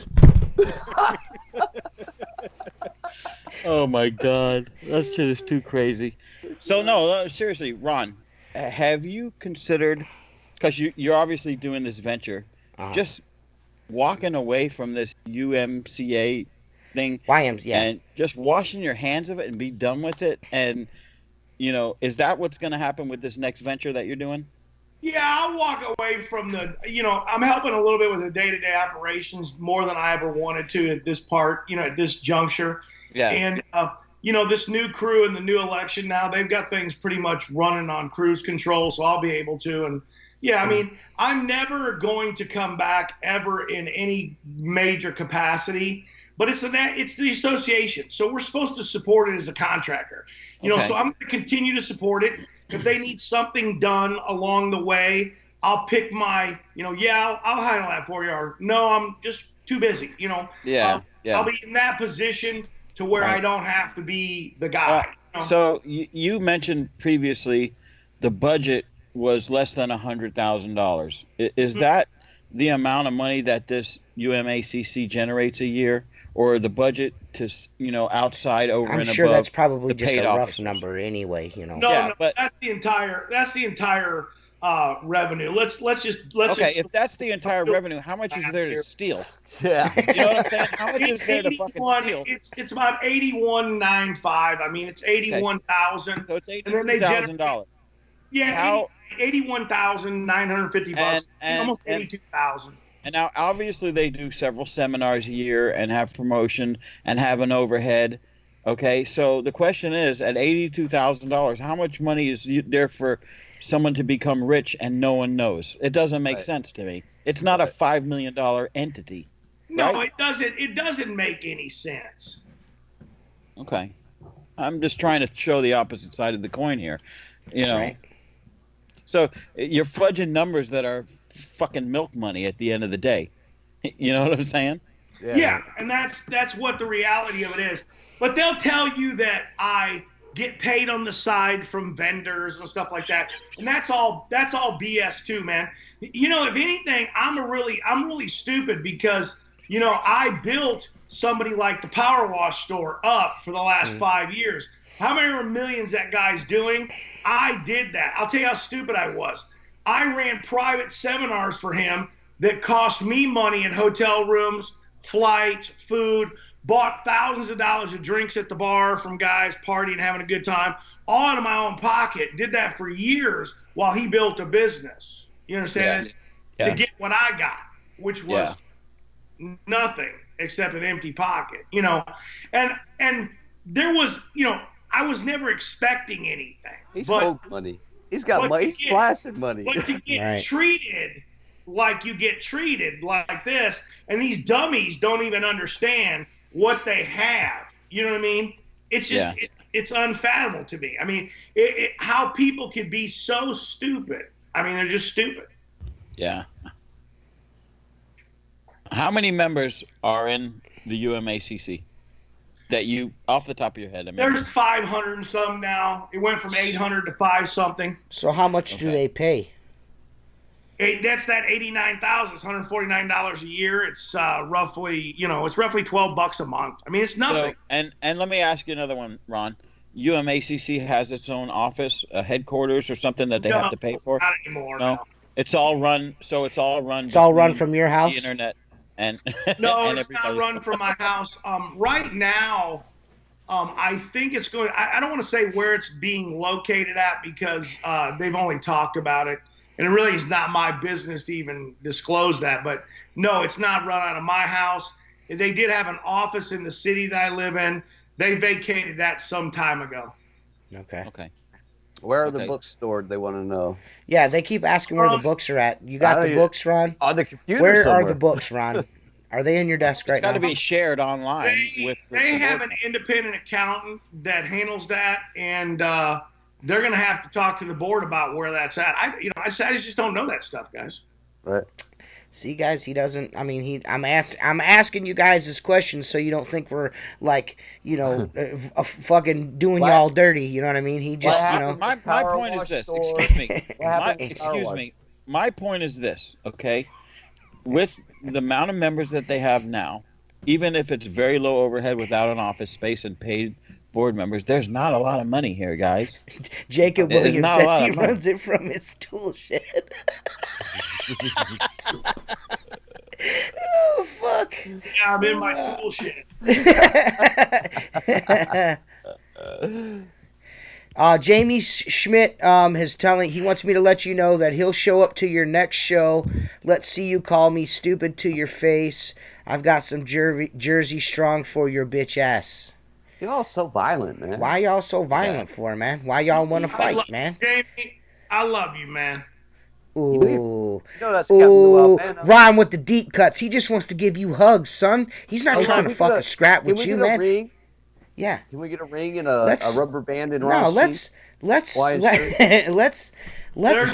the olive branch. There's not going to be any fighting or anything going on at any meetings or anything like that. That's not fun. Nah, it's not. It's stupid. It's kind of crazy. That's the first place you go to. Trust me. TJ and I in the background. We know we know who we are because I'm from South Chicago. Social media. We don't do stuff like that. Yeah. No, we have people take care of that shit. Yeah. Rust Belt hustlers. Watch yourself. We come from the north, sir. No, the thing is, guys, that a lot of these guys, man, are just really hurt. That's all it is, man. I mean, they're just hurt. It seems. No, I it's mean, not. there's a lot Jacob of just made a fucking huge venom. point. What's Jacob that? just made a great point. Look at that. Ron not showing hate to anyone. He's Right. getting all the hate. He's not really. I mean, he's calling them dummies. Yeah, he's calling them dummies. No, I didn't I've heard some specifically YouTube. say Jamie was a dummy. No, I yeah. have to have them understand that you can't puppet master a National Association officers, and if the officers are allowing it, even him, then there's something wrong with him. You understand? If Right. he wants to make that claim. You So understand? well, yeah, that's well. I guess that would be my next question: is if he was aware of this Russian collusion going on within the YMCA, why didn't he step up and say something? Or is he saying once he found out the goods, he was given the axe? You know what I mean? It's essentially, I guess, what he's trying to say. Which is, I mean, what it is what it is. Yeah, but you don't. But that's not what you do. You don't go quit your business or run from it if you find out there's a problem. If you've got an employee, for Pete's sakes, and you know they're snatching people's stuff from their houses, you take care of that problem ASAP, and you rectify it with the customer. This is what these guys all too often don't do. They're not treating this like a business, and that's all it is. It's a business. At the day's end, it's just a business. Right. Yeah. Jamie says that that you caused all the hatred. He was 100% for the U, and you caused a complete reversal. It's your fault that he is no longer down with the U. That is why he left. He stepped up many a times. I mean, many a times. One man. You can't leave because of one man. It's just it's silly. It's absolutely ridiculous. Right. Well, Ron, there are people over your head, right? At the current status, especially. So if someone has an issue, why wouldn't they go to your superior and say, hey, this is what's going on within the organization. What are we going to do about it, right? Am I wrong? He was over my head. He was my boss. Okay. Jamie was my boss. Well, he's saying he's got screenshots proving that you fucking caused a shitstorm, or he caused a shitstorm because he asked for the books, and now that's why y'all got all mad and kicked him out the Go to YMCA. UAMCC tax compliance and take a look at the books, man. I mean, That's all Ron can tell you. That's all Ron can tell you. By law, they have to be posted, just like you guys said. They're right there. I mean, okay. Let me ask you another question, Ron. I would assume That's awesome. Through the board of directors, really checks and money expenditures have to be approved by multiple people. Is that correct? Absolutely. Money can't be spent under certain dollar amounts without the entire board's approval. Okay. Oh, okay.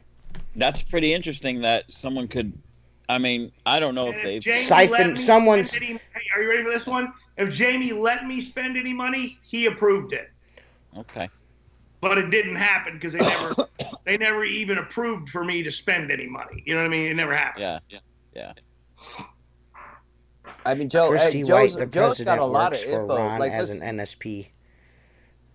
Joe's got a lot of inside info. I mean, was he involved in the UAMCC, or was he a board member? Oh boy. He's saying Christy White is the president. I wanted to give Joe an award, and I wanted to give Joe the guy who has quit more things more often in his whole life. And they wouldn't let me give him the plaque. You know what I mean? Because I think Joe probably quit the UMCC like 6 times. It's a record. It's a world record. You know what I mean? Okay. And it won't be too long before Joe quits the next thing he starts. Me, dude. Damn, boy. He says you got a lot of that. Hey, that Joe knows he's got a lot of quit in him. Well. Joe knows how to quit. If you want to learn how to quit, call Joe. Fuck me, dude. Jamie Schmidt would like to know if you have any shell companies that get paid. Hey, Ron. Ryan Adams would like to know, hey Ron, can you help with the day-to-day at Al Qaeda to help that organization thrive? Fucking people are fucking so mean, dude. Joe some crack 3 times to be exact, he said. I was a chairman of the membership committee 3 times to be exact. Did he quit and get rehired 3 times? Is that what you're saying, Ron? Oh my gosh, yeah. And see, I would if somebody quit something, I would never let them come back. You Right. understand what I'm saying? Well, I seen his I Quit videos back in the day. He was quitting a lot. I do remember and you know, that. because once somebody quits, they're going to quit again. I mean, let's face it, we know quitters. Quitters quit. That's what they do. Guys, the gentleman Noah Peterson from Window Cleaning History sent me some stickers and stuff. Yeah, I've got a couple of them. I only have a few of them. I'm gonna, of course, keep. I got one on my mirror. You can see over my head right there. But I've got 4 of them. I might. He gave me some cool coasters for my table and shit. You know what I mean? Here at my desk, the podcast desk. So, go follow Window Cleaning History on Instagram and Facebook, man. That's a really cool site. He's always posting old timey window cleaning pictures. You know what I mean? So that's cool. And if you have one from back in the day, get a hold of Noah and send it to him. Ron, are you familiar with Pressure Pro? Yeah, no. Yeah, they're out here in Fort Pierce. I've bought from them. That's a pretty good outfit. They're big. Joe they knows sell says, to everybody local by me. Joe knows says, to the contractor, listen. You're crazy. You're kidding me. Listen, hey, Ron, Joe said that every time you get certified through the YMCA, Christy's son owns the company that they get the T-shirt from. So what? Yeah, you get a free T-shirt when you get certified. He's making a bundle. You know, this guy's getting on the Fucking, dude, hey, listen, man. Fucking Ron is fucking. How much is the certification? It's free. Are you understanding the hypocrisy of how much stupidity is going on here? Yeah, dude, it seems to be super intense, man. Ron quit the web committee and came back. So wait a minute. What just transpired is you can get certified from the UAMCC for free, and you get a T-shirt. But the problem is that someone's son owns the T-shirt factory. On the board. She's on the board. On the board. Okay, so how is that anything more than a loss? That's a loss. Unbelievable. What a conflict of interest for begging a free T-shirt. Well, unless you're spending $50 a shirt to get these shirts, I don't see him dude, I sell T-shirts. I sell T-shirts. Those T-shirts those got to be like $60, $70 T-shirts if you're making any kind of money. I saw her son, he was driving around a Lamborghini because of the UMCC. T-shirts. Good business. It's only 16 years old, by the way. Oh, jeez. John Torenbone says, Ron pays Christy the money for the shirts through the UAMCC piggy bank. Christy is the president. Well, there, somebody's got to clear pay that for all the shirts. There's a cost of making shirts. All right, so who is supposed to pay for the shirts? Please expound. I will wait. They finally figured the Ponzi scheme out. It's the T-shirts. It's the T-shirts. You guys would not believe how much money I've made on these T-shirts I'm selling. Dude, how do you think I... The entire $89,000 through free T-shirts. It's amazing. They finally got it. The shirts are like 30. So you're saying it's a 16-year-old kid making a little extra cash on the side. And George pays him $10 for the handling out of the membership funds to handle the transaction. That's it. Yeah. $10. So all he gets is Joe $10. Just said 30. Joe said 30. It's 10. He said the shirts are 30 apiece, so every time someone gets certified, the president's 15-year-old son owns it. I might be wrong on the age. Ron's deflecting. What do you guys think a Sublime shirt costs, guys? If you go buy one of those. You ever bought one? No. No. We go buy. I buy T-shirts. I know how much these Squeegee Life T-shirts are. Sublimation shirts are usually $50 to $60 a piece. Right. We're selling them for $30, and I just told you $10 goes to the kid. Right. So the organization is not making any money on the Nope. T-shirts. No. Right. There's no But way. what they're saying, it's a conflict of interest because the president's son is the one making the money, which is But how it's they not- bought their mansion in Beverly but the Hills. organization doesn't have 30,000 people buying shirts. It's got a couple hundred. Come on. Come on. Come on. Come on, Gilbert. Yeah, I want to know why. I want to know where all my T-shirts money at. I gotta make my mortgage payment this month. I need the T-shirt money now. Hey, ask Joe though, that meal he ate in Orlando. How does he think that got paid for? Ask him. Hey, Joe, how did you fill your gullet down in Orlando? Liberal logic, Jason Lehman said. Who did What? he think bought all the drinks at the bar? Whose credit card does he think was up at the bar? UAMCC's. Right? No. Oh. Was it yours, Ron? Was it Mine, yours? Yeah. Oh. My personal credit card. Oh. Now let me ask you something. Did UAMCC return the money for that, or was that on your dime? This is No, it was on my dime, and the reason I did it is because there's bar minimums, Yeah. and the hotel was going to take the liquor away and charge the org for it anyways, so I bought it. Okay. So, I like I Florida. mean, You know why I like Florida? Because the whole time we were down there for 2 hours, it was free beer. Like, it was free beer for 2 hours every night. Happy hour. Right. Like, that's the Nice. greatest concept in the world. You know? he said Here, he I says was we're buying missing beer. I what I showed mean, you. listen, I don't think John Tornbone says that we're missing it. This shows Ron controls the UAMCC bank when he says he has no position in there. I mean, I'm not missing shit because I mean, you guys could fucking pressure wash farts for a living and fucking meet up every year and do kumbaya around a fire. I don't give a fuck. I'm just, you guys are asking the questions and I'm telling them to him and he's answering them. Our flippant response to it is not because we're pressure washers and we think Ron is this, that, or Listen, the third. We're I wanna- intermediaries. I want to reiterate my point is this. Okay. As an outsider, not knowing any of these people, it doesn't seem like there's enough cash flow for anybody to steal a fucking dime. Right. There's not Right. enough money here to do anything. I don't. That's my whole thing. Is I mean, I'm not sure if the financials are correct or who's Well, right look, and who's the wrong. member- I don't The know. amount of members, if the amount of members is a public record and they Uh-huh. each pay this much, that's the money. Sounds Right, like you that's got the a money. bunch of Just people go to volunteer. go to the thing and look what the gross was last year. I mean, it's there, Yeah. Right. Okay. Well, they're still saying you lost a nonprofit. They're not getting off that. They're Yeah, saying the they're nonprofit's just- not there, and Right. they're just not getting off Well, that. if Jamie lost a not-for-profit status while he was in charge, that's on him, not me. So it was nonprofit while you were there, Ron, correct?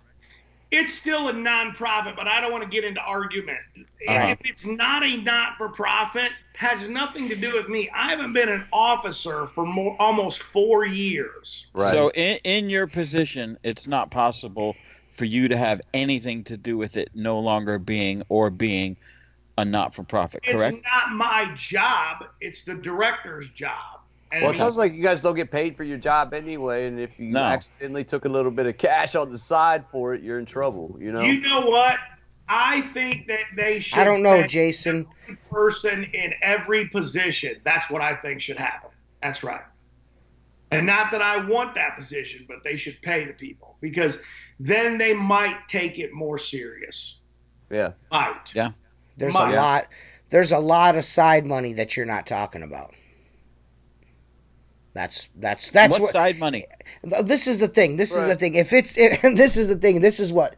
Okay. So is if bothering you me. could hustle this Well, no. $89,000 Listen. company- Listen. This is what bothers me about this situation, and I don't want to sound like I'm fucking, trumpeting for Ron here or anything. But what I'm saying is if there's all this extra, I mean, if there's that much money, where you're saying these are like mafia fucking payments that are being made, like there's no record of these vendors or whoever's paying him on the side. I not taking don't. That's extra. the part that I Look, don't understand. I mean, Look, are look, these? look, look, look. Are, Let me- go ahead. If you have an organization with 20,000 members, and then a manufacturer is going to want to be involved in a 20,000 member because just by the numbers, he's going to sell equipment, whatever that might be. Right. But when you have an association with only several hundred or less than 1,000, the bigger companies, Cat, Honda, Kohler, they're going to laugh at this. They're going to go, what's in this for me? I'm going to give you some. You understand what I'm saying? It just doesn't seem to me to add up to be enough revenue or amount of people Well, involved they're saying in that this. the vendors are set, and Joe says the vendors come in and they pay upwards of $1,500 to set up shop, and that people are I'm assuming Well, Ron. look. 1,500. That's not enough money. And Ron's pocketing all that cash is essentially what's being Well, said. you got to pay for the 3,500 venue. to 6,000. If you're charging somebody 1,500, you're gonna go broke. Let me tell you, I know a vendor that went to IWCA the year I saw you there, Tim, and they were selling a product, and it cost them $1,500 or $1,800 for their display. They had to haul all their shit up there. Okay, they didn't sell enough product to even pay for half. Never mind the travel, the employees in the hotels, the people that man the booth, the physical booth, the artwork for the booth, the banners, and everything else. They won't go back. You know why? Because there was about 300 or 400 people came to the show, and not enough people bought it. And this is a very similar thing here that doesn't have 20,000 paid members to it. So I'm kind of wondering, as a vendor, if you came to me, Ron, and said, I have this UAMCC, and I want you to bring your equipment here and sell it at our trade show or at our function, and I would say, okay, Ron, how many people are estimated? First of all, how many members do you have, and how many are estimated to come to this show, even though it's free?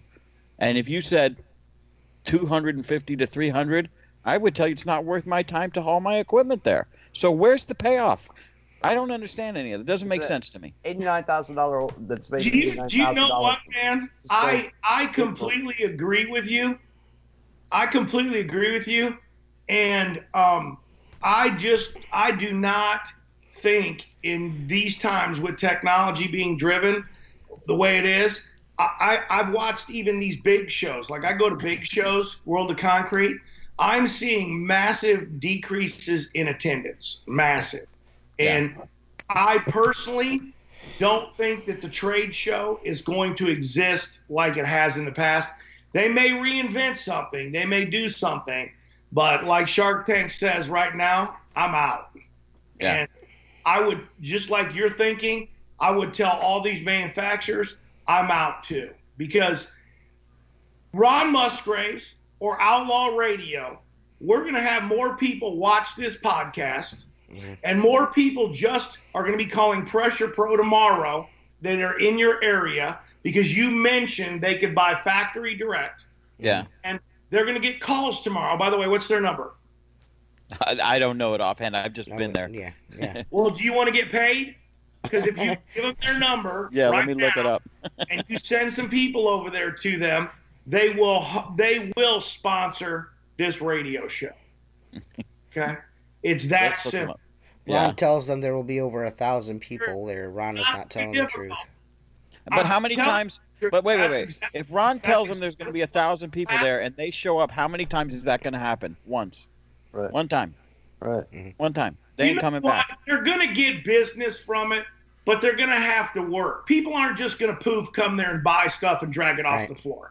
Ryan, Ryan, Contact answer those Ryan people, Adams' question. Contact those people, market to those people, date those people. They're going to have to do their job. And that's the way business works. I mean, they all have to do that stuff. But I'm here to tell you, you guys are on to something here and you don't realize it. These manufacturers, I'm telling you, the power washing prophet, Ron Musgraves, is explaining this to you guys. They are going to cut these distributors out of the picture. It's happening right now. Okay? And they are going to all start selling directly to end users. They're keying up right now to do it. Period. Ryan Adams says that you get ago. Ryan Adams says that you get money from vendors directly when they sell products. Craig Harrison has been paying Ron for a few years to push his F9 products. He gets a percentage. That's a hustle. That's a hustle. That's okay. right. Well, there's That's a nothing hustle. illegal about that. Oh, that's Ron a tells hustle. them that there Ron's will got be over He's 1,000 got the people. platform. Listen, Is there any truth to vendors leaving the UAMCC like rapidly? Like people, you guys are dropping vendors. Are there vendors leaving? Yeah, but it's crazy that this phenomenon of vendors are leaving, but there's been an increase. Oh man, you're going to listen to this one. There's never been more associate manufacturers and distributors in this last year. They're at a height, actually. They actually have more than they've ever had on this year where the people are saying they're fleeing. And that's the truth. It's a fact. Some of them were joining at a rate of 8 a month last year. So it went up. Considering the UMCC's only ever had 40 or 50, and I think the most they've ever had is 100, and that's where they're about at right now. It's kind of a good thing for the organization in some sense. But the problem is there's nobody there at the organization level, because I've stepped back long ago to basically get the money from these manufacturers and distributors. That's it. That's what I did it to you. That was my job. That's why these guys are all like, he's on the take. He did this. He did that. It was very simple. I raised the money for the shows. That money that Joe ate on and did all that stuff, I raised that money from the distributors in different various ways. And that's what paid the hotel bill, the flights, the hotels for some of the instructors, things like that, so that we could throw a show for free for contractors. I mean, I just don't understand how these guys don't grasp this concept. Now, I've admitted this before. I've been a fool for doing this shit for free. I've been a fool. I should have did it for free. I should have charged, because everybody's suspicious of me charging, so I should have just went ahead and charged. So the problem is that they're charging. Ask Ron Musgraves if there's a mistake he made that he like Fiber. he made. Fiber. What's that? That was it. Fiber. No, I wish I would have just charged everybody up the ass. I wish I just did it. Yeah. Right. My mistake. Well, I can say this. You were when we started this, you were like, man, there's no way. I'll probably do 30 minutes. This is going to be terrible. It's 2 hours later, and we are finished. 2 hours later, we are done, sir. We're getting hungry. Yeah, we are done. We're about to dip. I appreciate you coming on, Ron. Where can people find you if they want Ron's help, or if they want their wallet stolen? Where do they go? Just look me up on Facebook. There you YouTube. Go. YouTube, Ron Musgraves. I got a portal right there. They can just deposit. You know what I mean? Yeah, right. Yeah. Bitcoin preferred. Well, I appreciate you coming on. I appreciate all the guys that came in to watch tonight and ask Ron all the questions they've been dying to ask him. I'm not saying that take pressure washing one. In the yeah, future, well, maybe one of these days we'll have one of these gentlemen on to say that Ron's full of shit. And, one thing that's coming out of all this, I have three portable machines. That's all I have. Probably 600-700 foot of hose, couple ball valves, couple guns. I'm willing to sell it all to get the fuck away from all of you. Yeah, no shit, man. This is this is like bittersweet. We had Ron on. We got Joe came back and made some comments during the podcast, which is very championing of him. It's really great. PayPal at ron@musgravespuppets.com. That's his PayPal. If you want to send all your money to Ron, that's where you go. ron@musgravespuppets.com on PayPal. Send him all your money. Ron, I even helped Joe out. If he calls me again, I'll still help him. Are you the one that taught him the $3,600 trick, or did he learn that somewhere else? I learned all that. He called me actually for cleaning advice one day, and I told him how to do something. He did it, and he was shocked it worked. Right. Oh, he's calling you as soon as this podcast is over. Well, you can let him know that I won't be answering. Well, thank you, John. Again, like I said, these opinions and all of this podcast, We didn't really nearly get what we wanted to get accomplished during this interview, but I'm glad you pressure washer guys got to vent, because they say that you got them blocked and none of them can talk to you. You know what I mean? But Ron said you can call him, if you guys want to talk. I heard a YouTube video. They can't call me. They're dead. I don't mess around with it. I'll tell you this right now. I heard a YouTube video of you cussing some dude out. You went fucking ape shit on somebody. Epic. That was probably the epic. most epic fucking phone call ever recorded. Fucking went nuclear assault on somebody, man. That shit was And the funny thing is they play that call. Yeah. And I get more followers. That's why I keep trying to tell you guys. It's stupid, It's hilarious, dude.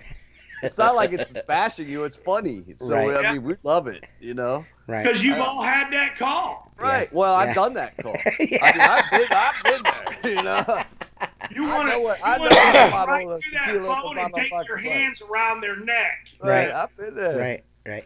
Well, I will tell everyone now, go to www.outlawwindowcleaner.com. Check out the T-shirts and the coffee mugs. Go to windowmagicsupply.com. Don't forget, all you pressure washer nerds out there that are going to listen to this, go buy you a Simpo at www.simpo.com, man. Simpo.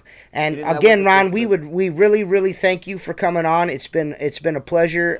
Thank you for being a good sport and answering all these gentlemen's questions. It was motherfucking Teresa. Yeah. John. And if anyone, and again, if anyone would like to be on the podcast, all you got to do is reach out to one of us, Mark Tanner, Tim Huber, or me, TJ Gilbert, on Facebook, and we'll have you on, man. Our lineup is super deep right now. It's looking like next Wednesday, we might have the a newly elected official of the IWCA on the podcast, Peter Artusa. We may have Peter Artusa Wednesday. That's a tentative. I'm not sure yet. He's a busy man, but we have made plans. So, and then after that, I think we have Luke the window cleaner is going to probably come back on again, and then I think after that we're going to have Steve O on. So, what about this Sunday? Who's on this Sunday? I don't know who is on this Sunday. I think we've had our full... Wednesday. I'm on Sunday. Where are Sunday? Sorry. We're wrong Sunday. Yeah, geez, sorry, guys. But we appreciate all you guys. We're here every fucking Wednesday, every fucking Sunday at 8:30 p.m. Eastern Standard Time, kicking it on the ones and twos. You can find us on iTunes, Outlaw Window Cleaner Radio for free. You can find us on Podbean, Outlaw Window Cleaner Radio for free. Hit us up. We won't fucking play you for water-fed poles, man. What? Me. I hate to interrupt, but how are we making all this money and it's free? Ron's pocketing it. Jersey. Hey, listen, Jersey. You just let me know, brother, and you can come on. We'll have to exchange. I'll come on yours. You come on mine. We got to work that out. But what were you gonna say? What did you say, Tim? What was said there? I missed it. I'm sorry, guys. Oh, I was just joking. What did you? I said it. I had a joke and you talked over me, dick. All good. Right. It's already slipped away. Ron, soon to be on the. Podcast, don't forget to send TJ that big check you promised. Yeah. Don't forget that big check gave you you the promised me Listen, for this. question. If I send you guys all free UAMCC T-shirts, will you wear them on a podcast? Fuck yeah, absolutely. I got you. Hey, I just want, when I wear a double extra large, and I just want to thank all the members of the UAMCC for buying my T-shirt for me. Yes. Thank you for the 15-year-old boy that's going to make it for us. And thank you, mortgage. Thank you. I will pay for one if you'd like me to. I've got no problem with that. No, But man, and no, Peter. free. Yeah, Peter, Jamie Schmidt, you are correct. Peter will be at the Nashville show next month. Money off the UAMCC, we're going to give you a couple T-shirts. Yeah. Right, awesome, man. Hey, Jamie and Joe and all you guys, hey, spend a few minutes with Peter, dude. That dude is flipping. Yeah, Peter a fun is dude and very knowledgeable, cool guy. Awesome guy, too. Super awesome guy. So we're looking forward to having Peter on and having Luke back and, everything else. So, Ron, we will see you maybe again someday. Thank you so much, sir. I'm out, man. Thanks a lot, guys. Thanks. All right, guys. Peace out, man. All right. See ya. Later. Hey guys, it's the real Ron Musgraves here, not the short imposter. Enjoy the episode of Outlaw Window Cleaning Radio, and remember, install that fiber.